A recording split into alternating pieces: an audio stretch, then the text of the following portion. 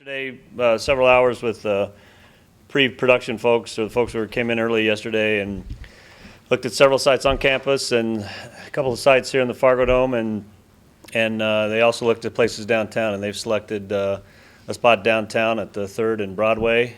So there'll be some logistic things that Lieutenant Vettel and his officers will talk about. So there'll be some street closing.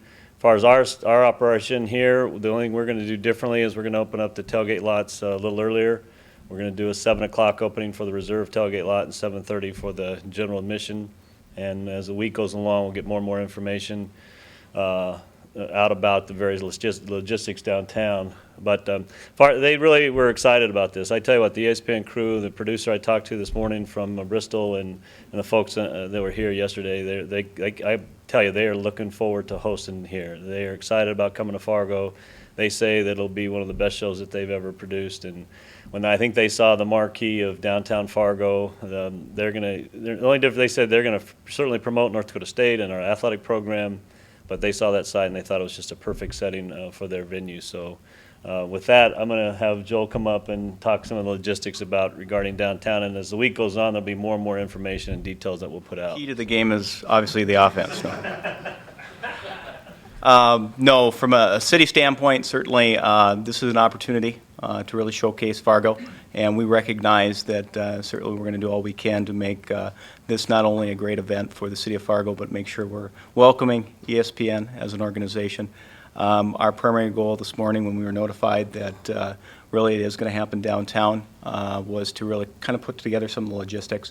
From a standpoint from the community, we're going to have to ask everyone to be patient with us. This is something that is pretty extraordinary for the city and also pretty groundbreaking, and we know that it's going to impact a number of people throughout the city, and particularly in that downtown area. What you're going to see over the next probably week is really Lieutenant Jeff Scusa, who's with me here today, will be working with a number of our patrol staff and our city engineers to develop a plan on how we're going to get people in and out of the downtown area. We anticipate crowds right now similar to the street fair. So we are treating this similar to that event, where we're going to start pretty narrow in scope, starting as soon as Wednesday. You'll start seeing some parking restrictions in the downtown area, right in that corridor between 2nd Avenue and 4th Avenue in the Broadway street. That will impact some of the side streets along Broadway. As we build up to that Saturday event, as they said in the TV market, that 3-hour show usually takes about 3 days to develop, and that's truly what we're looking at it from a street standpoint. You'll see us broaden that area to, by the time that we have that event taking place, it'll really impact with pedestrian traffic that entire corridor from basically the MP area of Broadway all the way down to about 6th Avenue. And we will be closing to vehicle traffic completely every location between the intersection of 4th Avenue and also all the way out to 2nd Avenue. But that will expand as needed as we start recognizing some of that pedestrian traffic coming in. The tough part about this is we have no idea how many people are going to show up. But we also recognize, knowing the Bison fans, they're going to show up en masse. So we're going to prepare for the worst and expect the best. And we're hoping that things go as smoothly as they can. Will there be any kind of special transit to shuffle people from tailgating to downtown and back? That's really going to be up to NDSU and what they want to provide to their folks here at the tailgating lot. We are not going to provide that from a city standpoint at this point. We haven't discussed that. But the nice thing is we have a wonderful working relationship with North Dakota State University, also with the Fargo Dome, which obviously is the host of their events. But we also have a great relationship with a number of people in the downtown community, and we're working with them very closely to try to make sure that we're covering all our bases. The Convention and Visitors Bureau has been involved, a number of different groups, Downtown Community Partnership. And like I said, this just all happened literally within the last 3 hours that we were kind of notified that this was going to take place downtown. We fully expected this was all going to take place at the Fargo Dome, as was our meeting the last couple of days. And so I woke up to a rude phone call about 6 a.m., and it changed my week dramatically. So we'll do all we can to make it happen. Like I said, Lieutenant Jeff Scusa will be kind of the point man for dealing with a lot of the traffic issues. I'll be looking at it from more of a broader sense, from the city standpoint, but everyone from the mayor, our city manager, the chief of police, all of them have been in the know the last few hours, and we're just making all those necessary plans to make this happen.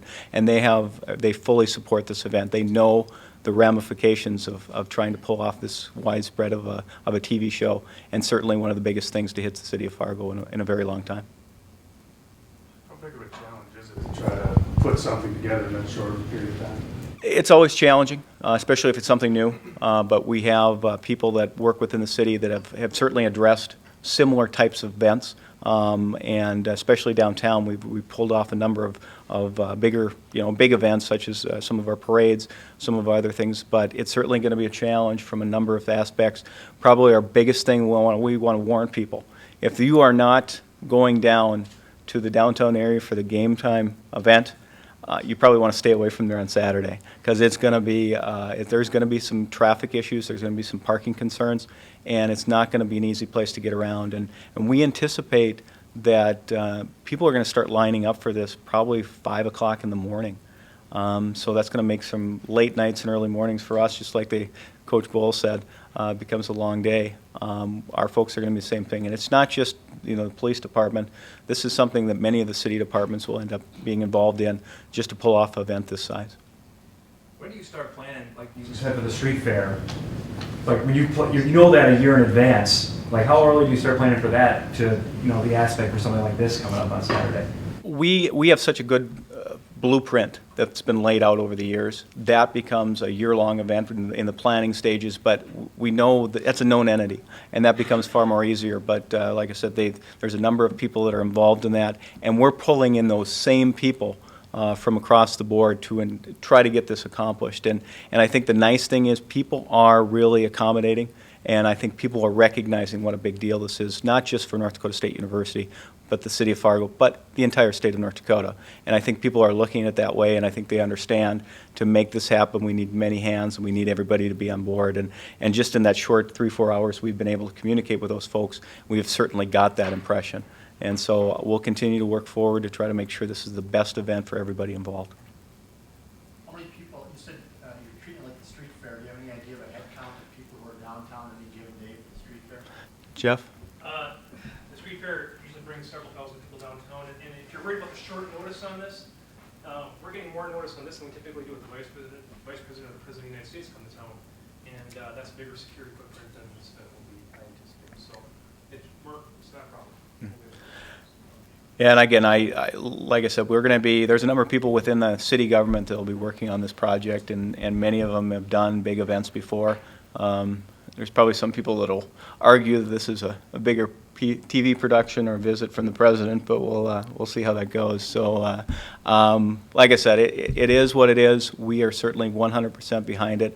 I know when talking to the mayor, the chief of police, and our city manager all this morning, they are extremely happy to make sure that we open our arms and welcome ESPN to the city of Fargo and take this as what it is. It's a gift to promote the city of Fargo as a whole.